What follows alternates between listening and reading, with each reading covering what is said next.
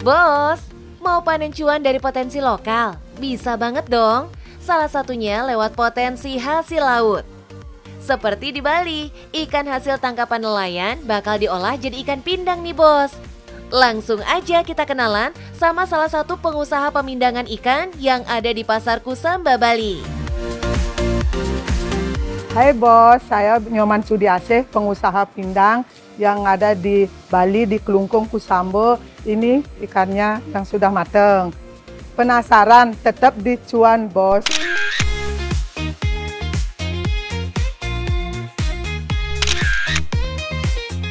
Wow, ini dia bos, ikan-ikan segar yang siap diantar ke petak lapak para pembuat pindang ikan. Terletak tidak jauh dari Pantai Segara, di Desa Kusamba Kelungkung gak cuma satu, ada 6 blok dengan total 73 bangsal tempat produksi ikan pindang. Karena di sini kan sudah terkenal, gini ciri khasnya pindang Kusamba yang sudah terkenal, sampai di Jakarta juga ini sudah terkenal itu.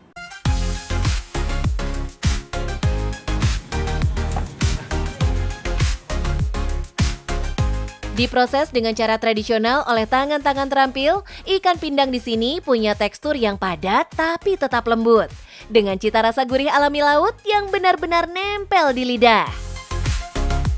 Ikannya itu lebih enak ini karena kan langsung pakai garam. Kalau yang lainnya itu ada yang pakai campur sama air laut. Bos, sekarang kita kenalan dulu sama si bintang utamanya. Nah bos, saat ini kita pakai 3 macam ikan. Yang ini namanya ikan cekalan. Kalau yang ini ikan tongkol. Kalau yang ini ikan layang. Yang jadi andalan jelas ada ikan tongkol, ikan layang, hingga cakalang. Jenis-jenis ikan ini dikenal punya daging padat dan rasa kuat. Walau dikelilingi oleh perairan yang kaya akan hasil lautnya, para pengusaha ikan pindang di sini masih sangat bergantung pada ketersediaan ikan dari nelayan loh. Kalau saat ini yang ada ikan cekalan sama ikan layang, tongkol ada sedikit, terus dicampur sama baby tuna. Karena ikan yang datang dari Karangasem itu sekarang agak langka karena cuacanya kayak gini, nggak ada yang berani melaut, anginnya kenceng. Tapi inilah menariknya bisnis pangan berbasis laut bos. Harus fleksibel, cepat beradaptasi, dan cerdas mencampur bahan baku yang tersedia tanpa mengorbankan rasa. Di balik seporsi pindang yang nikmat, ternyata ada cerita perjuangan menghadapi perubahan cuaca. Kalau yang ini sekarang kan datang dari Jawa. Kalau yang ikan lokal tuh bisa datang dari Seraya, Karangasem, bisa dari Amet gitu. Pokoknya orang nyebut ikan Bali. Kalau yang kayak sekarang ini ikan kota. Walau stok ikan lagi sedikit, proses pemindangan di Kusamba bakal tetap jalan terus loh bos. Inilah bukti kalau pelaku usaha di sini paham betul cara bertahan, mengolah yang ada tanpa mengorbankan kualitas rasa. Kalau saya ya tergantung gini dah, tergantung ada ikan dan tergantung harganya juga. Kalau lagi murah bisa bawa banyak, kalau ikan banyak tapi mahal sedikit. Susun ikan ke dalam keranjang yang jadi ciri khas dari pindang dari Pasar Kusamba. Ya memang kalau pindang Kusamba udah pakai keranjang. Ya. Ya. Kalau ikan dari Pedonganan itu pakai panci. Ya. Ukuran keranjang bambu akan menyesuaikan dengan besar kecilnya ikan yang ada. Untuk ukuran ikan tongkol ini, satu keranjang bisa berisikan hingga 6 ekor ikan. Di balik rasa gurih khas ikan pindang, ada proses tradisional yang tetap relevan sampai sekarang, yaitu pemberian taburan garam ini bos. Bukan cuma buat nambahin rasa, tapi juga jadi teknik pengawetan alami yang udah dipakai dari zaman nenek moyang. Ya kan lebih awet, biar kalau mindang harus diisi garam biar awetnya. Itu kalau enggak diisi garam kan pecah jadinya. Garamnya juga standar gitu. Biar gini rasa, biar nggak terlalu asin. Lanjut ke tahap yang tidak boleh terlewatkan, yakni perebusan. Lamanya sekitar 30 menit nih, Bos. Satu kali ini setengah jam ngabisin waktunya. Satu kali yang satu drum itu 45 keranjang. Ya. Terus habis itu dibilas Ya dibilas biar bersih, biar gini busa-busanya itu turun, biar nggak kotor.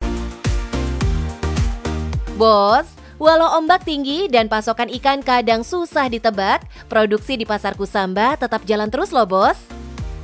Tetap tergantung juga di pasar, pemesanan gitu. Kalau ada pesanan catering gitu, saya bisa sampai bawa 650. Wih, dalam sehari bisa 600 keranjang ikan pindang yang diproduksi dari satu tempat milik Bu Nyoman Sudiasi ini loh.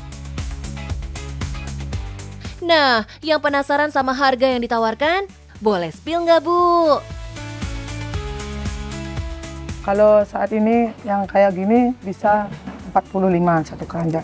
Ya, isinya 5. Kalau ikan yang beku gini bisa sampai 45. Tergantung kalau yang tadi yang besar-besar itu bisa saya jual 50, isi 4. Walau rata-rata dijual dengan harga Rp45.000 per keranjangnya, jenis ikan yang digunakan juga mempengaruhi nilai jualnya, Bos. Kalau yang kayak baby tuna itu lebih mahal, ya. Dari sananya memang kiloannya itu mahal. Yang besar bisa jual 48, bisa jual 50. Kalau ikan tongkol, kalau musimnya dari Karangasem, bisa juga sampai harga 30.000, isi 8. Tuh. Ya, tergantung dari sana harganya. Soal cuan, namanya usaha rakyat memang nggak selalu pasti besar. Tapi yang penting tetap jalan dan tetap berputar. Untung 1.000 atau 2.000 per keranjang, yang penting produksi bisa terus berjalan. Kalau misalnya kalau ikan lokal itu ya, kalau murah dapat keuntungan dah itu 3.000 per keranjang.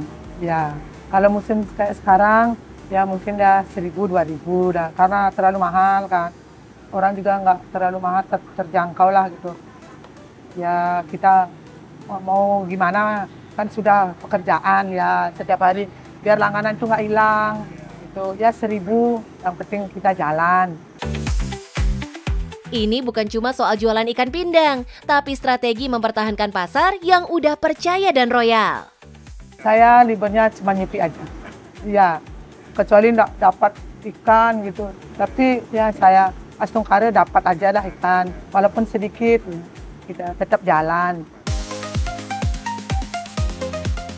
Di sini kita belajar, Bos. Kalau stok berhenti, langganan bisa lari. Kalau terus produksi, pasar tetap aman dan jualan bakal tetap jalan. Cuan, Bos. Pengen jadi pengusaha pindang, ayo kita tetap semangat, tetap berusaha. Yang penting cuan, Bos.